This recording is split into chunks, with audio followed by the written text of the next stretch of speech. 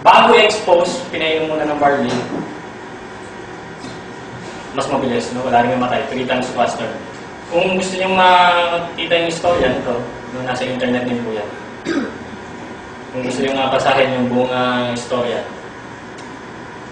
Then, lung cancer. Siyempre, una nagkakos niyan, paninigarilyo. So, karaniwan, na alam ng mga tao sa sigarilyo, yung nicotine. Diba? Yun ang alam eh, doon takot ang mga tao sa nicotine. Actually, ang nagkakos talaga ng cancer, hindi yung nicotine. Ito, benzpyrene. Yung nicotine kasi, yung tar lang yun, no, mancha.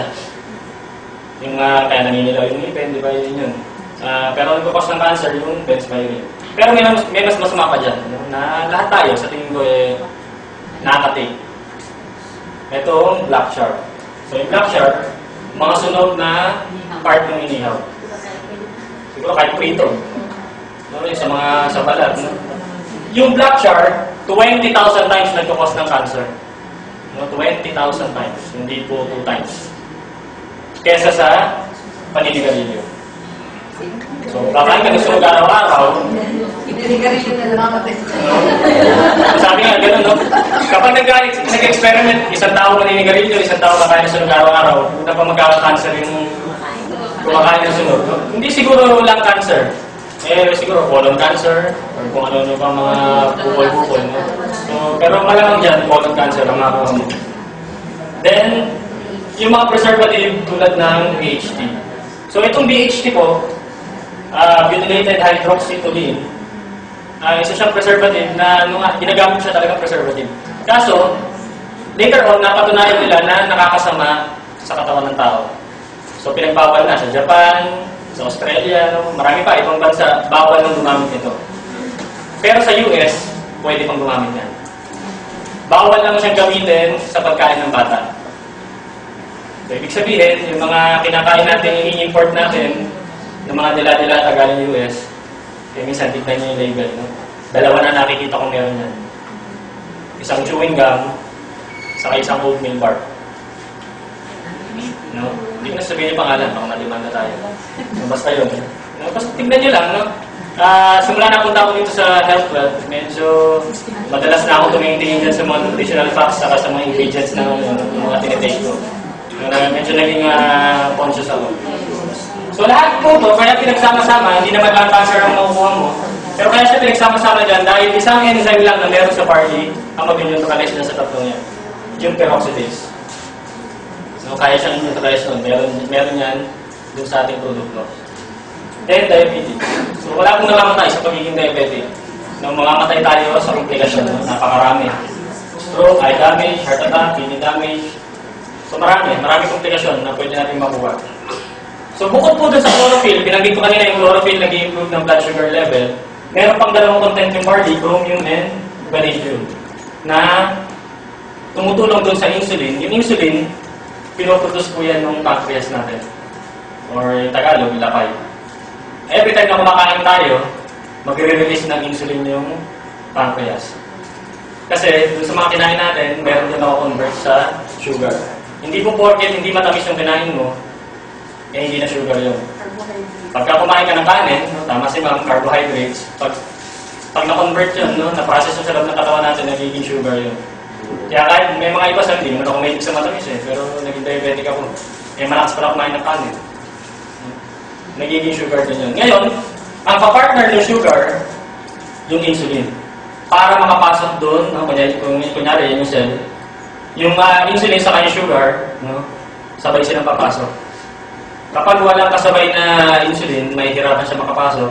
Or kung kulang ang insulin, mas marami na sugar, konti sugar lang makakapasok. Yung pang sugar, naiiwan sa dugo.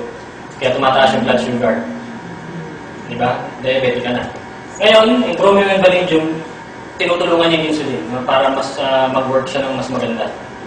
So, dun sa mga ibang food supplement na binabanggit sa TV, na pang mga diabetic na supplement, yung meron yan. Kung pansinin niyo yung mga food supplement sa TV, pinapakita yung chromium na vanadium. Ngayon, ito tayo sa high blood pressure. Meron po bang high blood dito? Si ma'am. Ano po pangalan niyo po, ma'am? Ma'am Josie, may maintenance po kayo? Nag-maintenance na ako kaya bali ako wala. Okay. So, ano po yung maintenance health natin? Basta din. So, okay. No, si ma'am nag-maintenance. So, buti na lang, no, dahil daw sa barley, ngayon, medyo natigil na yung maintenance niya. So, bakit? Yung maintenance track po kasi, no, yung ugat natin, yung artery natin, pag bago panganak tayo, yan po yung itsura, no, malinis na malinis. Yung tinte, syempre, nakakakain tayo ng mga bawal, nag-build up yung fats and cholesterol, hanggang mapuno na. So, kapag napuno, parang ganito yun, ito yung bara, yung dugo natin ay hihirapan pumasok. So, kung mahihirapan siya pumasok, hindi papayagan yun. So, yung utak natin. So, uutusan niya yung puso na mag-pump ng mas malakas. So, kung magpapump ng mas malakas, malakas yung pressure, makakapasok na siya ngayon. Makakadaan na. Pero yun na po yung tinatawag na high blood pressure. So, hindi na yun yung normal na trabaho ng mga organs natin. So, ngayon, pag pumunta ka sa doktor, bibigyan ka ng maintenance. So, yung maintenance na ibibigay sa'yo, parang ganito yun. Pag uminom ka, ito yung bara, di ba? Pagka uminom ka, bubo ka yun. Ito yung normal na ugat, ganyan kalaki, lalaki yun. So, lumalaki ngayon yung butas niya. So, kung malaki ngayon yung butas, makakadaan yung dugo. Kaso, yung gamot na ininom mo, yung maintenance, 8 to 12 hours na ang bisa mo. Kaya kung pagka, kahit tanungin nyo, no? Mga kaibigan nyo, or magulang nyo, kung araw-araw sila uminom ng maintenance, sasabihin na araw-araw. Kasi pag hindi ka uminom kinabukasan, babalik yun sa dati. No, liliit na naman, high blood ka na naman. So in short, kapag binigyan ka ng maintenance, habang buhay mo iinumin yun. Dahil hindi naman niya natatanggal yung pinaka-cause. So ano makakapagtanggal doon sa mga bara? Dito sa mga bara na doon, ano makakapagtanggal dyan? Fibers. Yung fiber makukuha sa prutas saka sa gulay. So yung barley, mataas ang fiber. Dalawa yung fiber ng barley. Soluble and insoluble fiber. Soluble fiber yung maglilinis dun sa artery ng mga fats and cholesterol. Insoluble fiber naman maglilinis ng colon, ng digestive tract natin para ma-prevent naman natin yung colon cancer.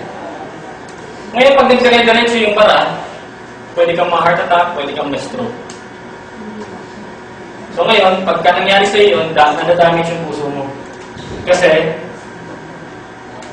napigilan yung dugo. No? Yung dugo, dun sumasama yung oxygen. So pag nawala ng oxygen yung puso na, sisira yung heart tissue. Ngayon, dahil maraming antioxidants yung barley, tulad ng SOD or superoxide dismutase, kaya niya matulungan, no? Ma-repair yung mga heart tissues. No? Then makapansin nyo, sa mga pasyente nyo na stroke, mabilis yung recovery nila. Marami nang natulungan yung barley ng mga stroke patients. So bukod po dun sa, meron tayong BFAD approval. Nandito lang sa bote. BFAD number FR64136.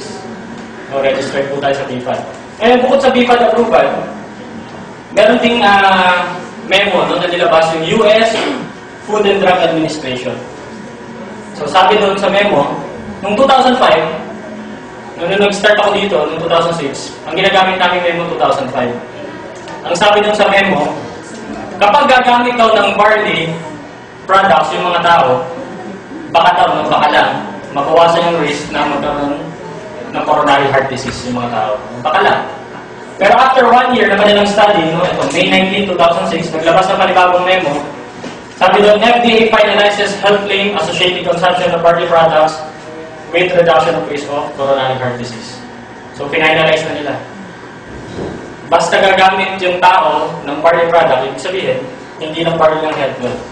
So, marami pang barley products sa iba-ibang bansa. So, basta may barley, ang ginagamit mo, mapabawas yung risk na matulungan ng coronary heart disease. Then, kilala niyo si Oprah. So, sa website niya, sabi ko kanina, maraming antioxidants na nakaka-delay ng pagtanda. So, sa website ni Oprah, picture po minsan, yung 10 superfoods for age-defying beauty. 10 superfoods for age-defying beauty. In Tagalog, ang Tagalog. 10 pagkain para sa kagandahang walang upas. Mas maganda. Mas maganda pakinggan yung Tagalog. So, doon sa 10 pagkain na nabanggit, dalawang beses binanggit yung barley doon. Una, yung kanyang grains. Pwede rin gawing breakfast cereals. Then sa green foods like wheat and barley grasses. So simula sa damo pa lang ng barley hanggang sa pinaka-grains niya, nakaka-delay ng pagtanda ng tao. Sabi nga dito, 10 years younger ang pwede mong ibata, no? Yung itsura.